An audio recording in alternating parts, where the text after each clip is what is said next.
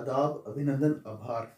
मेरे झांसी और बुंदेलखंड के भाइयों बहनों मित्रों, एक बार फिर संकेत कंचन, आपका सच्चा और वीर बुंदेली मित्र, आपके सामने लाइव उपस्थित है। दो बातें आमने सामने आपके साथ करने के लिए। झांसी ने तो आज़ादी की अलग जगाई हती, इते के माटी के कण कण में वीरता और देश प्रेम बसो है। तो ऐसे कैसा हो सकता है जिस मिट्टी में वीरता और देश प्रेम कण कण में बसा हो, वो अपने फर्स्ट सीडीएस ऑफ इंडिया को याद ना करे, जबकि इतना बड़ा किस्सा हो गया। आपको मालूम ही है 8 दिसंबर को हमारे first chief of defence staff chief Bipin Rawat ji नहीं रहे। एक हेलीकॉप्टर क्रैश में उनका स्वर्गवास हुआ और इसी के चलते आज हम आपसे बात करना चाहते हैं। जी हाँ, 8 दिसंबर जब 9 बजे दिल्ली से सलूर के लिए डिफेंस एयरक्राफ्ट पे वो रवाना हुए और सलूर में एक MI-17V5 चॉपर में स्टॉप ओवर होकर के बाद वो 11:35 पर उन्होंने वहाँ से टेक ऑफ किया। 11:45 पर वो अपने फाइनल डेस्टिनेशन के लिए निकल पड़े और ऊटी के लिए, जो Wellington defence services staff college था, उसके लिए। और 12:17 पे हमें ये अनफॉर्चुनेट खबर मिलती है कि उनका MI-17V5 हेलीकॉप्टर क्रैश हो जाता है, जिसमें कि 1:53 के आसपास ये कंफर्म किया जाता है कि उस हेलीकॉप्टर में जनरल बिपिन रावत और उनकी wife Madhulika Rawat with 11 army officials उसमें साथ थे। और 6:03 शाम को वो दुखद समाचार आ जाता है कि चीफ बिपिन रावत और उनकी wife Madhulika Rawat both expired with other people on board. तो आपको ये सारी चीज़ हुई है, तो हम इस बारे में और आगे बात करने से पहले हम आपको बता दें कि दो बातें आमने सामने का शो जो हमारा है वो स्पॉन्सर्ड शो होता है। और इस आज के शो के जो स्पॉन्सर्स हैं वो रत्ना लेजर डेंटल क्लिनिक से डॉक्टर रजत मिसूरिया, जो कि मैक्सिलोफेशियल सर्जन है, और पूरा मैक्सिलोफेशियल सर्जरी जो आपका जॉ और टूथ्स को और माउथ के सारे कैंसर्स को, इन सबको ट्रीट करता है। और अगर आपका मुंह कम खुलता हो, या फिर आपके दांतों में कुछ प्रॉब्लम हो, या फिर आपको रूट कैनाल कराना हो, या इम्प्लांट कराना हो, डेंटल इम्प्लांट कराना हो, तो इन सब के लिए आप रत्ना लेजर डेंटल क्लिनिक पे अप्रोच कर सकते हैं। वहाँ डॉक्टर रजत मिसूरिया, आपका चूँकि बहुत एक्सपीरियंस्ड और नए तकनीक को इंट्रोड्यूस करने में माहिर हैं, वो आप उनसे परामर्श लेकर के अपना दान करवा सकते हैं रोग का। इसके साथ साथ हमारे सह प्रायोजक हैं डॉक्टर राकेश त्रिपाठी, जिनका hospital, Upchar hospital university gate, Jhansi Bundelkhand university gate के ठीक सामने है। और वो जो डॉक्टर हैं बहुत ही सीनियर ऑर्थोपेडिक सर्जन हैं। Rakesh remote bone transportation technique यानी RRBTT के लिए पद्मश्री के लिए नामित हैं हमारे DM के द्वारा झांसी के। और उनके यहाँ आप गठिया का दर्द, घुटने का दर्द, फ्रैक्चर्स, या आपके किसी भी तरह का बोन, TB, इन सब को आप वहाँ पे उनसे परामर्श ले सकते हैं और उनसे हेल्प ले सकते हैं in terms of getting rid of all this problems. तो आइए आगे बढ़ते हैं। जनरल बिपिन रावत कोई नया नाम नहीं थे इंडिया के लिए और बुंदेलखंड के लिए और झांसी के लिए।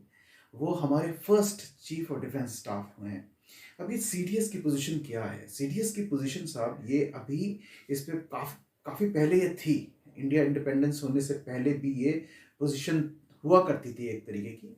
और लेकिन जब हमने कारगिल वॉर हुआ तब ये बात सामने आई कि हमें एक बेटर सिंक्रोनाइजिंग के लिए, बेटर सिनर्जी के लिए हमें एक ऑफिशियल चाहिए जो ब्यूरोक्रेट्स और पॉलिटिशियंस के साथ टाई अप कर सके, फास्ट कोऑर्डिनेशन हो सके, स्मूथ वर्किंग हो सके सारी तरफ। तो Kargil war was a very good achievement, हम उसको जीते, सब कुछ बातें हैं, लेकिन जो उसमें कमियां थी उसको हमने पूरी करी। और इसी रीज़न से चीफ ऑफ डिफेंस स्टाफ का जो पोजीशन थी वो खुली। सबसे प्रबल दावेदार हमारे चीफ बिपिन रावत जी थे, because of his great experience, like 4 decades he was already given into the defense services. तो उनका एक बहुत अच्छा खासा एक हेरिटेज था पीछे, एक्सपीरियंस था पीछे, और उन्हीं के बारे में हम बात करने वाले हैं आपसे। तो यही हुआ था जब CDS की पोजीशन खुली और सबसे देखा जाए किसको लिया जाए, तो चीफ बिपिन रावत जी को लिया गया आगे, और उन्हीं के बारे में हम आज बात कर रहे हैं। बिपिन रावत जी का जन्म जो हुआ है वो 16 मार्च 1958 में हुआ है, पौड़ी उत्तराखंड में। उनके father lieutenant general Laxman Singh Rawat भी डिफेंस में ही थे, इसलिए आर्मी बैकग्राउंड था उनका, और उनको किसी और की ज़रूरत नहीं थी इन टर्म्स ऑफ अपना डिफेंस में करियर बनाने के लिए। उनके घर में और उनके एरिया में बहुत सैनिकों का प्रभाव रहा, वो उनके साथ पले बढ़े, तो उनको वो चीज़ उनके अंदर थी और वही चीज़ आगे बढ़ी उनके साथ। तो उनका पैदाइश जो हुई है वो पौड़ी में हुई, उत्तराखंड में, 16 मार्च 1958 इसमें। और उसके बाद उनकी पढ़ाई हुई कैम्ब्रियन हॉल स्कूल देहरादून में and saint Edward school Shimla में। उसके बाद he moved on to doing NDA Khadakwasla Pune में। उन्होंने नेशनल डिफेंस एकेडमी से मिलिट्री के अंदर प्रवेश किया, और उसके बाद ट्रेनिंग के लिए IMA Indian military academy Dehradun आए। He was such a brilliant गाय। ही लोगों में सब बहुत तेज थे वो, इसलिए शायद उन्हें सॉर्ड ऑफ ऑनर के उससे नवाजा भी गया। और सॉर्ड ऑफ ऑनर बहुत बड़ी बात होती है जब आप बात करते हैं आर्मी स्कूल से, बिकॉज वो पूरे बैच में सबसे बेस्ट कैंडिडेट को दी जाती है, and he was a sword of honour awardee.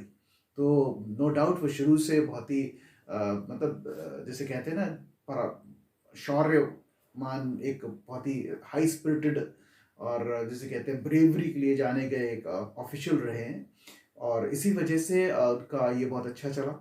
उन्होंने सॉर्ड ऑफ ऑनर उठाया। फिर उन्होंने MPhil किया डिफेंस कॉलेज ऑफ मद्रास से, मद्रास यूनिवर्सिटी से। उनका MPhil रहा बाकायदा in basically computer science and masters in management किया उन्होंने वहाँ से, an MPhil of defence studies के ऊपर। फिर he went on to further studies to US of America, United States of America. वहाँ से उन्होंने अपना हायर स्टडीज़ करी, and in 2011 he came back and got doctorate in military media strategic studies के ऊपर, और उन्हें चौधरी चरण सिंह यूनिवर्सिटी मेरठ से उन्हें डॉक्टरेट की उपाधि मिली। तो ये इनका पूरा एकेडमिक पार्ट रहा है। तो जनरल साहब हमारे काफ़ी चीफ जो थे वो काफ़ी एजुकेटेड थे, बहुत ही ज़्यादा पढ़े लिखे थे और काबिल थे। उन्होंने डिफेंस की सर्विसेज के लिए बहुत आगे तक उन्होंने पढ़ाई बाहर भी जाके करी, अपने देश में भी करी, और he was like pretty knowledgeable sound person to take up that coveted position of CDS। उसके बाद उनका जो कैरियर हुआ वो स्टार्ट हुआ 16 दिसंबर 1978 से, जहाँ उन्होंने अपना पहले जो पोजीशन थी वो आपके 5th battalion 11th Gorkha rifles में, जहाँ उनके father lieutenant general Laxman Singh Rawat भी पोस्टेड थे, वहीं से उन्होंने शुरू किया। एंड उसके बाद he kept on doing certain things. उनकी पोस्टिंग्स हुई जम्मू कश्मीर में और उरी में, और बहुत सारी ऐसी जगहों पर जहाँ पे उनका पाकिस्तान ऑक्यूपाइड कश्मीर में, जहाँ उन्होंने अपना सक्सेशन किए, एक पोजीशन का दूसरे पोजीशन प्रमोशन पाया, एंड पुणे में भी कमीशन रहे वहाँ पर। That is how he worked out, kept on getting promotions, build him up. उनका सर्जिकल स्ट्राइक से बहुत माहिरी थी, और पाकिस्तान ऑक्यूपाइड कश्मीर में काफ़ी सारे सर्जिकल स्ट्राइक्स उन्होंने किए हैं टेररिज्म को काउंटर करने के लिए। तो ये उनका एक बहुत अच्छा पार्ट था। इसके साथ साथ मैं ये भी बताना चाहूँगा कि उनका हर चीज़ में इंटरेस्ट था।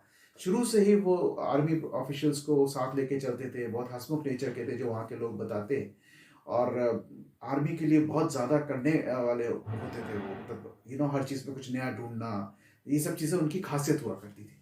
और ऐसे ही उनमें फिर बाद में जब प्रमोशंस होते गए, तो उनको जो प्रमोशन 17 दिसंबर 2016 में मिला, he succeeded chief of army staff by then Dalbir Singh ji, और then he became 26th chief of army staff to Bipin Rawat साहब।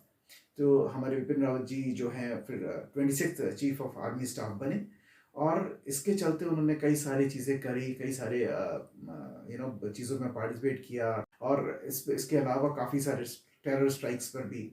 उसके बाद उन्होंने CDS की पोजीशन जो भी ये बनी और तय होने के बाद, गवर्नमेंट से अप्रूव होने के बाद, तो but this position was made basically to have more synergy and efficiency in communication system. So it was, of course, a higher stature than to a chief of army or chief of air and naval, but on the same line of same line, front line thing. So that is how it was. So January 2020, General Bipin Rawat becomes the first chief of combined defense services of India. तो ये एक बहुत बड़ी बात थी, क्योंकि chief of defence services का, chief of defence staff का जो रोल था, वो इस बार ब्यूरोक्रेटिक और पॉलिटिकल सिस्टम्स को एफिशिएंट बना करके how to get them into Indian benefit Indian arm forces was his position. तो उनका हमेशा ये कहना था, वो हमेशा बोलते थे कि जो आर्मी, एयरफोर्स और नेवी का जो 1+1+1 3 का काउंट है, उसको हमारा सीडीएस का काम 3 बनाना नहीं है, 1+1 3 ना बना के 5 और 7 बनाना है. सो ये वो चाहते थे, ये उनके स्टेटमेंट्स थे जो उन्होंने बोले. हाउएवर उनकी अगर आप पर्सनल लाइफ देखें तो it was very nice, and he got married in 1985, married to Madhulika ji. And Madhulika ji is a daughter of Kuvar Mrigendra Singh ji. He was a Riyasadar of Shadol district, and Madhulika ji की पढ़ाई लिखाई बहुत अच्छे तरह से कराई गई और हुई. शी स्टडीड इन सिंधिया कन्या विद्यालय in Gwalior, and post that she went on to do her graduation from psychology from Delhi University. Delhi university से उन्होंने साइकोलॉजी में अपने आप को ग्रेजुएट कराया, और बड़ी प्यारी उनकी शादी होने के बाद एक बड़ी प्यारी फैमिली है. उनकी 2 डॉटर्स हैं, कृतिका एंड तारिणी, जिन्होंने अभी हाल में पूरे सैन्य सम्मान के साथ अभी उनके लास्ट राइट्स एंड रिचुअल्स करे हैं. और इसी तरह से अगर आप देखें तो उनकी कहानी है. तो ये एक चीज़ है जो मैं आप लोगों को बताना चाहता था कि we had such a great person, जो शौर्य में उनको कितने सारे अवार्ड्स मिले, गैलेटरी अवार्ड्स जो हमारे जनरल साहब ने जीते हैं, वो मतलब अनगिनत हैं. तो वो एक सब बातें हैं उनकी, और इसी के चलते बड़ा दुख भरी बात है कि ऐसा हो गया. और ये जनवरी 2020 से लेके अभी तक उनके he was in army, he was on duty.